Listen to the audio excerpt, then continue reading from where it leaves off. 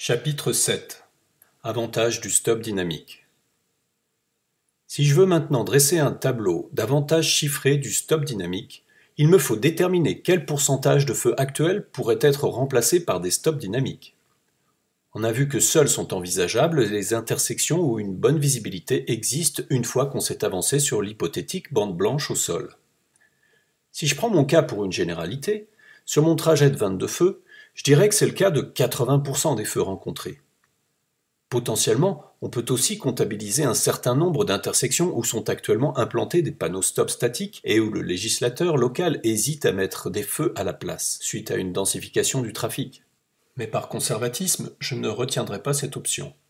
Je vais juste faire l'hypothèse très large que 30 à 80% des feux tricolores actuels peuvent être remplacés par des stops dynamiques.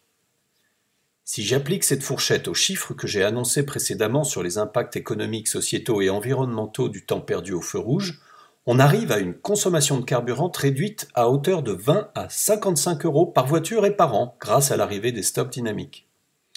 Rien qu'en cumulant les économies de carburant réalisées par les contribuables sur les premiers mois qui suivent l'installation du stop dynamique de leur quartier, on peut largement financer le coût de remplacement des feux tricolores par des stops dynamiques que j'estime à environ 5 000 € par intersection en moyenne. Mais ceci n'est rien à côté de ce qui suit. Les 3 à 8% de temps gagnés par les automobilistes se traduiront en plusieurs minutes par jour.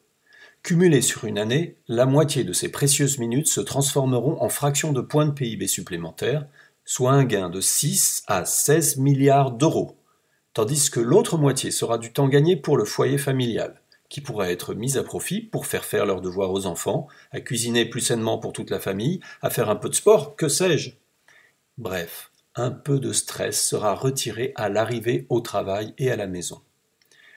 Enfin, l'impact environnemental sera très important puisqu'il permettra de réduire la pollution de l'air liée au transport de 3 à 8%, ce qui représente de l'ordre d'1% d'effet de serre en moins, et surtout de l'ordre de 1000 vies sauvées par an en France, si l'on s'en réfère aux chiffres de l'OMS. En outre, le stop dynamique est robuste en ce qu'il ne nécessite pas la présence de capteurs de détection d'arrivée de véhicules, de logiciels ni d'intelligence artificielle compliquée. En revanche, le conducteur doit rester attentif aux intersections où le stop dynamique est installé, comme il doit l'être au moment de s'engager à un stop statique traditionnel. Le stop dynamique est simple d'installation et d'usage. Il est compatible avec les contrôleurs de feu actuels. En remplacement de feux tricolores, seules les colonnes de feu sont à remplacer. Le cas échéant, on peut même garder les feux et ajouter sur le même poteau un panneau stop dynamique qui afficherait l'état stop dans une séquence à 4 états et resterait éteint le reste de la séquence. Le stop dynamique est économique par rapport au système avec capteur d'arrivée de véhicules. Il n'y a pas de boucle à installer dans le sol. C'est un système à base de LED, donc avec une consommation réduite. En plus, il n'y a pas besoin de répétiteur comme on l'a vu. Là aussi, c'est une source d'économie en termes de consommation par rapport au feu traditionnel. Le stop dynamique est sûr à condition d'être installé à des intersections avec une visibilité dégagée.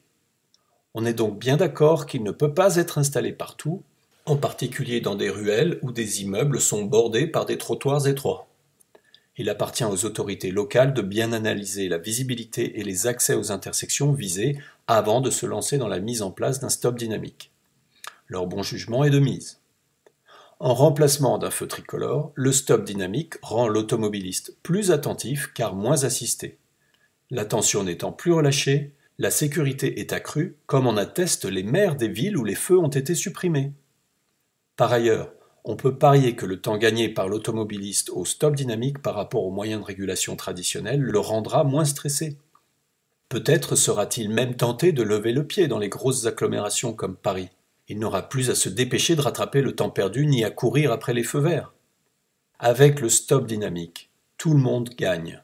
L'usager de la route, les équipementiers pour qui s'ouvre un nouveau marché synonyme de croissance à l'échelle mondiale, les chômeurs qui retrouveront un emploi chez ces équipementiers, l'homme politique qui installera ce dispositif sur sa commune ou sa route départementale sera vite apprécié des électeurs qui se diront enfin que les deniers publics ont été utilisés à bon escient. Les personnes âgées et les nourrissons, qui sont les premières victimes de la pollution, se verront soulagés d'un peu moins de monoxyde d'azote ou de particules fines. Bref, c'est la planète entière qui bénéficiera du stop dynamique.